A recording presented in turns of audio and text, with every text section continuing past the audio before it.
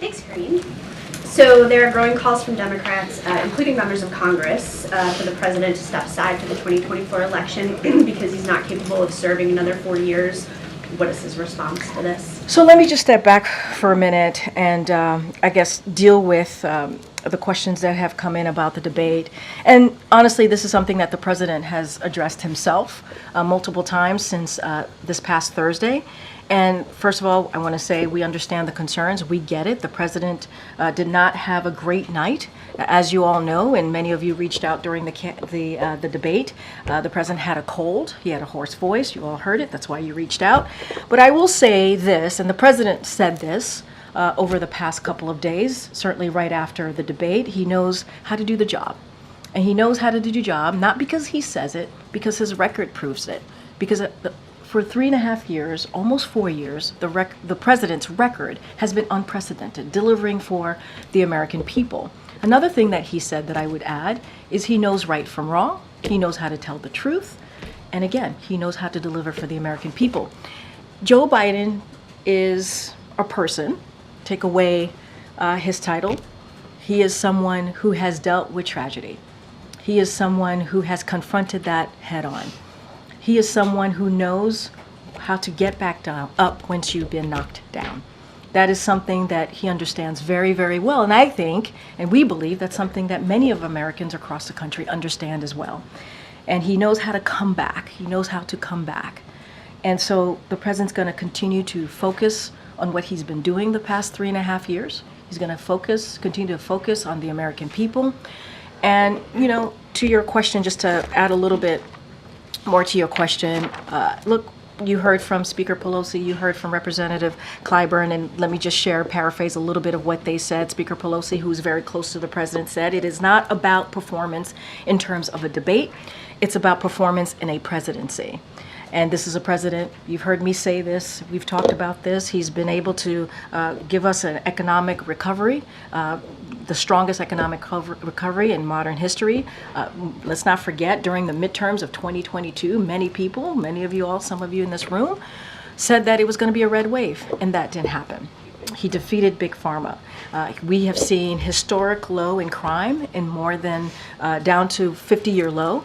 And then you had Representative Clyburn, who said the president has done a great job leading for the last 3.5 years. The best predictor of future behavior is past performance. This is from Clyburn. And when you look at the record of President Biden versus former President Trump, you see President Biden, who has delivered the strongest recovery in modern history, versus the previous administration, whose plans hurts the middle class. And President Biden, who is committed to protecting our fundamental freedoms, versus the former president, the previous administration, doing everything that they could, and they did, to overturn Roe v. Wade. And they are responsible for that. And that's coming from two people who are not just leaders in Congress, but also close to the president. I think part of the problem that Democrats are articulating is that it wasn't just that he had a cold, but rather he had, answers. He was trailing off.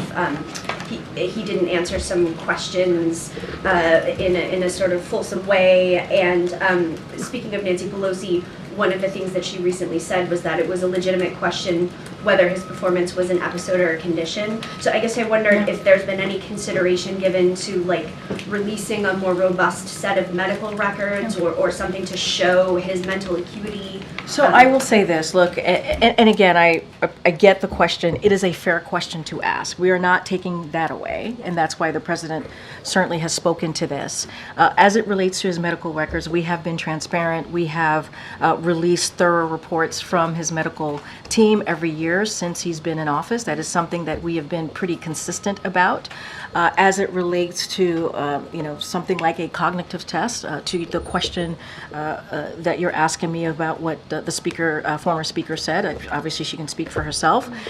His team, who has said, the medical team said it is not warranted in this case. We have put forward a thorough, transparent annual report on his health. So they have said that is not warranted. It is not necessary. Again, we understand. We understand. We're not taking away from what you all saw or what the American people saw. We understand. It was a bad night. it is not uncommon for incumbents to have a bad night on their first debate.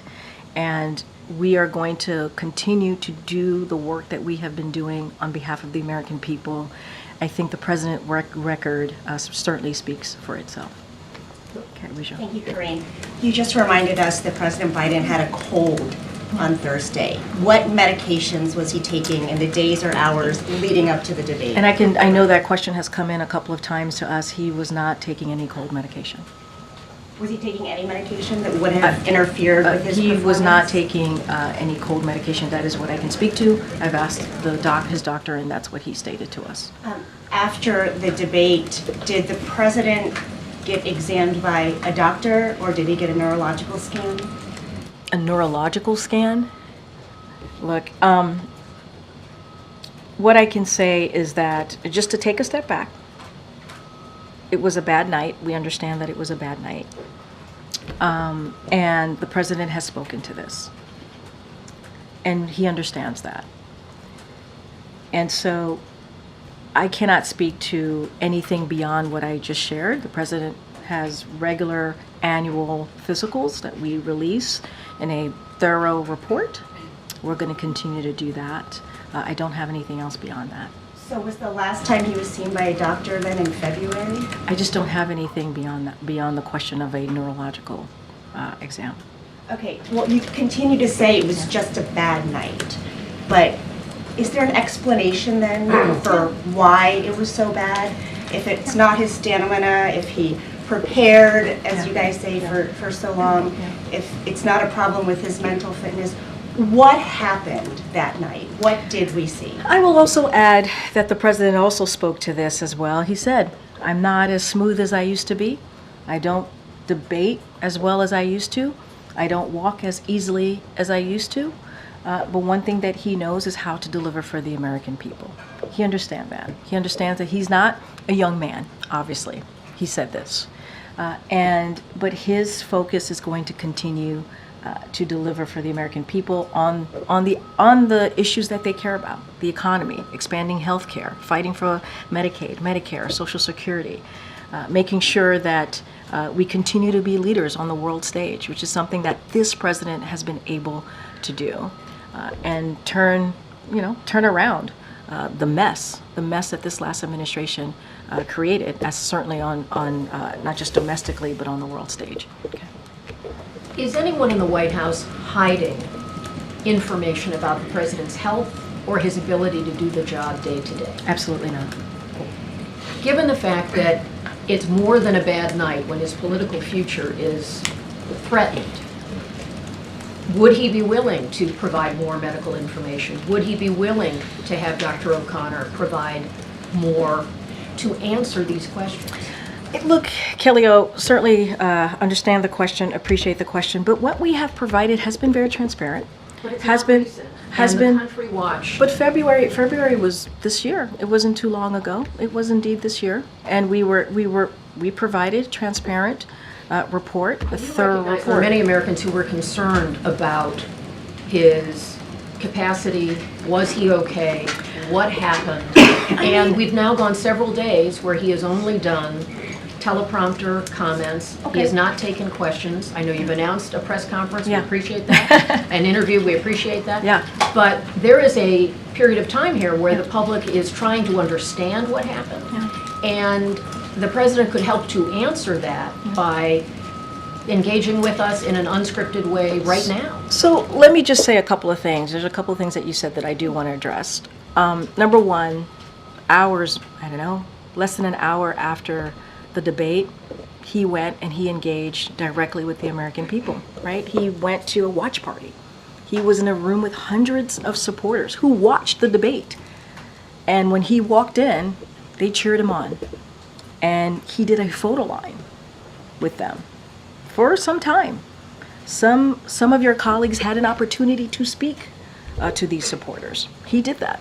And that was something that he was able to do right after. And then we stopped at a Waffle House, as some of you all know, and spoke to a packed restaurant.